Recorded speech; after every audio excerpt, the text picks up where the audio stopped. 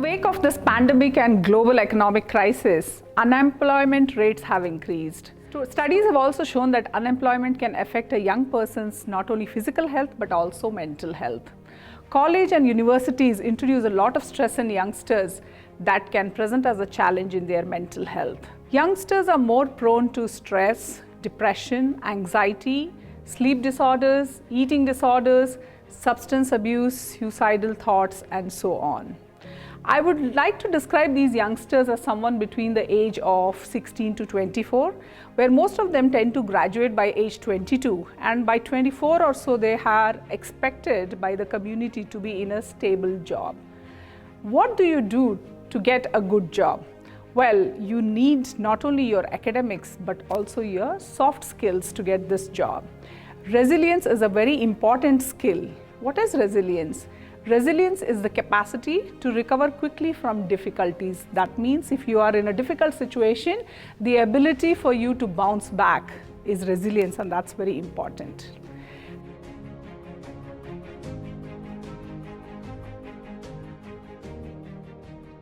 The psychological barriers here are the academic stress, the expectation of getting a high status job with a good income, the expectation to settle down in your personal life, be in a relationship or get married. Overall, there is an expectation from these youngsters to be happy and enjoy life.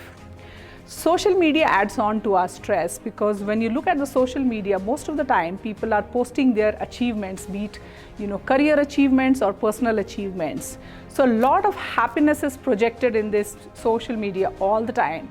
Let us understand that happiness is a relative term, so please do not compare yourselves to these other people who are posting on the social media. Let me tell you about the important individual psychological factors that influence the kind of person you are. The first one being extroversion. Extroversion is how outgoing you are. The second is neuroticism. That is your ability about being emotionally stable, because this really influences, your job seeking, your employment, and so on.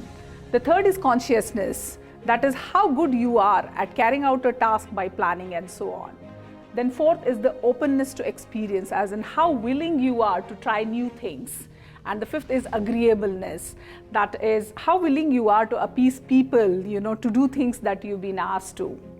It's better for all the youngsters to be aware of their own personality traits, be self-aware, and then start working on the factors that you feel need some working though. This year's theme for the World Mental Health Day was to invest in mental health. That doesn't mean investing from outside, but is also investing from within. So we all need to take responsibility for our own mental well-being. Now, taking time to look after your own mental well-being is a very important thing. And how would you do that? You would start from very small things like goal setting. Set up a fixed time, a specific time when you would start doing things, and don't put in bigger goals. Make very small goals and time-driven goals. In terms of stress, anxiety, depression, and so on, I think it is very important that you acknowledge your own feelings, start expressing them, talk out to people you can. If you have some, support in terms of your friends and family, do that. If you have some support at your university, at your employment, please do that. It's really important you start expressing about it.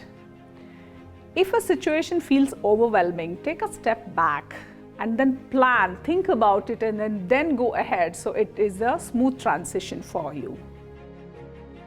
Substance abuse is a very big contributing factor in the youngsters' mental health. As we know, many people can be addicted to smoking, alcohol, drugs, and so on. And it is very harmful in terms of both your professional and personal growth. Therefore, please start addressing these issues, and I'm sure that without these distractions, life would be much more smoother for you. Choose few wellness strategies for yourself. There's no right or wrong answer. Someone might actually like listening to music, listening to old songs. Some people might prefer music therapy. If you like arts, if you like painting, drawing, or creative work, do that. That can be your coping strategy. I generally advise people to get into mindfulness, get into meditation, yoga, exercise, if not anything, at least a 40 minutes walk every day. And that helps you relax, that, kind of stimulates these happy hormones, serotonin, into your body, and you feel a lot better. So start looking at your own, interests and make out a plan for yourself. I would definitely say start working on your soft skills because they're really important. Academics is a part, you probably worked on it, in terms of your studies in your college and university, but soft skills are very important. Resilience, as we already discussed, resilience is really important because you might be working in a team, there are going to be a lot of conflicts and you might be expected to come out of it and not be judgmental or biased.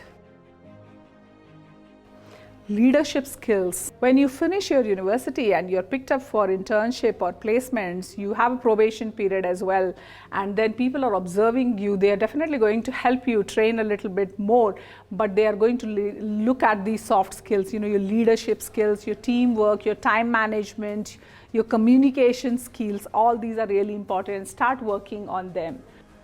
So guys, empower yourselves. Do not wait for a chance. No one's going to come with opportunities to you. You see a slightest opportunity, go be proactive and take a chance. Grab the opportunity. So look after yourselves, keep yourselves healthy, look after your mental well-being. Obviously, you will need a lot of support. So first thing is enhance your strengths, identify weaknesses, start working on them, and there are lots of, courses and things where you would get support from. I would like to see our youngsters being effective and productive. All the best, all of you.